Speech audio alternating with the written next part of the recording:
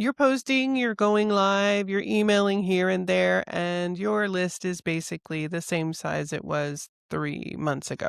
It's not even big enough that you would call it a list because I hear this all the time.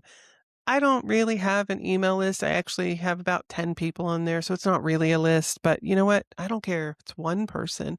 I want you to treat it as if it's 10,000 people. It's a list, but I digress. If you're out there doing all the things and your list isn't growing, this video is for you, and I am going to show you what you can do to actually get your list growing. So, you know, as I said, like I hear this all the time from coaches. I don't really have a list yet, but that should be your priority because if you don't have a list, you don't have an audience, you don't have anyone to make your offers to. Okay.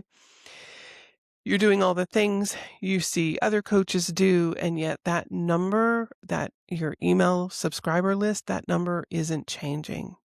If you're a solo coach and you're actually showing up online and doing all these things, it's not seeing your list grow is actually quite normal. As I said, I see it a lot. But, I want to give you or walk you through why your list isn't growing and a few simple shifts that you can start making in order to get your list growing. And to emphasize to you, I'll probably say it a lot during this video, is I want this to be your top priority. So here's what's really going on. You're posting on whether it's Instagram, Facebook, LinkedIn, whatever it is to stay visible.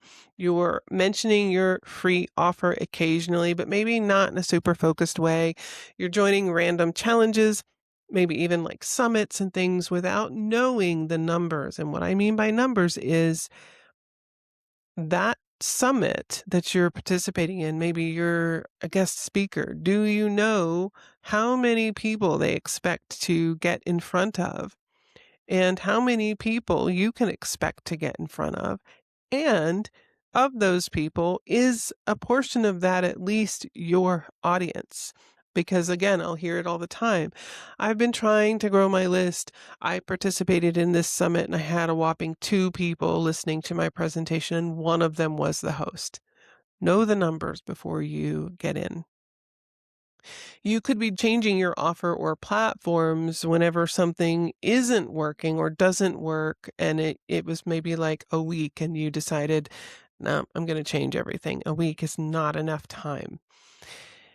This is the reason why all of this is happening. You think that visibility automatically equals list growth, and it doesn't. Or that you don't have a clear list growth plan or a main destination for people to go to, and that's just kind of like walking off the end of a plank to nowhere. So it could also be that your call to action, your CTA, is really vague. I mean, something like download this free XYZ PDF now, while that is very straightforward and to the point, it does not have the big desired outcome in there. And so it's still vague. Like, why do I need to download that?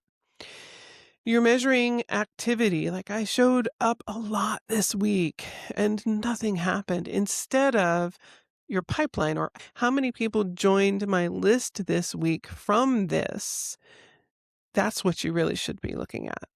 And you're probably doing it from assumptions rather than actual facts or actual data. So it's very easy to say, I posted 3 times a day, every day for the last 14 days, and nothing happened.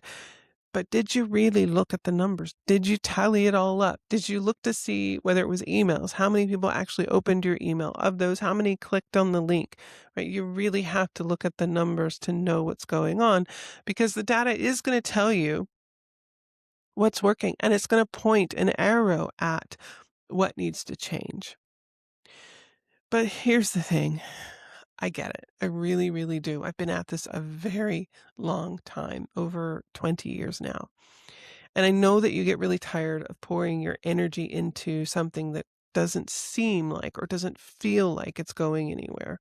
And I know you start to question if people even want what you have to offer.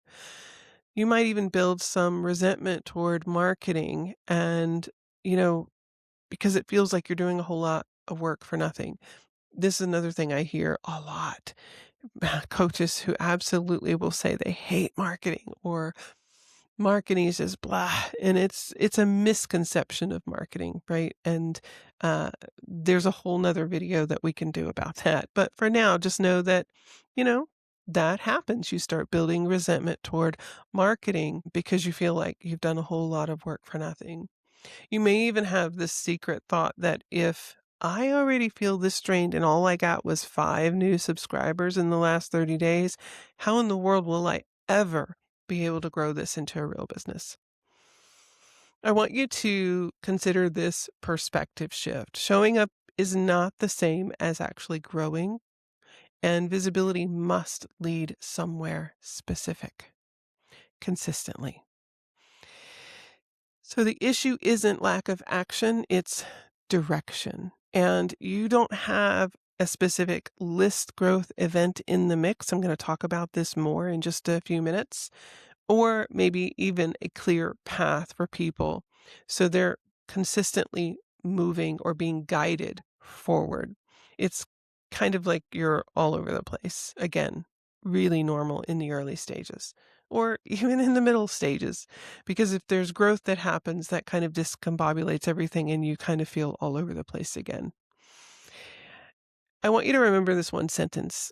Content builds awareness. List growth happens when you give people one clear, compelling place to go. Once you've got their attention and awareness, it needs to be super clear. So you can think of this as one practical shift. Get this one path list growth rule in place. For the next 30 days, everything you do online goes to one clear free resource. So every post that you make goes to this one free resource to grow your list. Or for that matter, if you're on a podcast interview or you've written an article or you've posted a video. I'm going to break this rule in a few minutes, but you'll understand when we get there. If that's not getting new subscribers, okay, after 30 days, not 7 days, I want you to evaluate the copy, not the resource itself. It's all too common that a coach will be promoting, posting, and, every other post or so, they're mentioning their free resource. And after a period of time, they say, and it could be a couple of months, they say, I'm not getting any subscribers. I've got to create a new offer. And there they go back to the drawing board. When actuality, I can tell you from experience that I would say one time out of maybe every 10 is it the free offer itself, like the content. Most of the time it isn't. It's simply the copy around it. It's the headline. It's the bullet points. It's not compelling enough to get people to opt in. Do you remember, I'm going to date myself here. Do you remember Pet Rocks? If you don't remember Pet Rocks, these were little painted rocks that look like little just characters, eyes, nose, mouth, right? Different colors and painted rocks, and they were sold and people paid money for them. So you can sell anything. That also raises the question if you should, and that again is a whole nother video.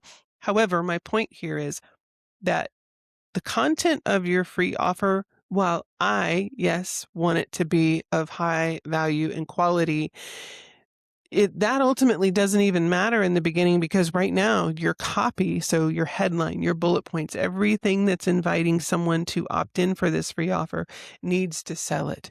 That piece needs to work before what's in it ever matters. Okay. All right. That's one of my soapboxes. I'm going to step down now and keep going. So you break this down. Like I said, do this for 30 days, but first pick your free resource. If you don't already have one, a short checklist, a mini audit, a 5-day email series tied to a real problem that your people feel right now. Make sure it's small, not something huge, right? That's going to be too much. Step 2, make it the star of your visibility. You're always talking about this. You're always promoting this. Step 3, connect it to at least one list growth event. This leverages volume. I said I would talk about this a little bit more. So for example, bundle giveaways, freebie swaps, maybe a summit, maybe it's a podcast guest spot, right? The reason these things are important to throw into your mix of list growth is because it provides and leverages volume. Let's use a bundle giveaway as an example. I participate in one. I've got one coming up in the beginning of February. And I know that over a period of about 7 days, I will probably have 300 to 500 people see, or actually it's going to be way more than that for this one. It's much bigger. The list that this event will be promoted to, the host list, is well over 100,000. Regardless, over a period of time that X amount of people are going to likely see your free offer. It's a really great way to test your free offer and see how it does, because it's a short amount of time with high volume, and that's what you need in the mix to be able to grow your list. What you do in terms of posting on social media, what you have on your website, unless you've got some source of really strong traffic to your website, is going to be a trickle. But in addition to that, you need to have these bursts of high volume for list growth.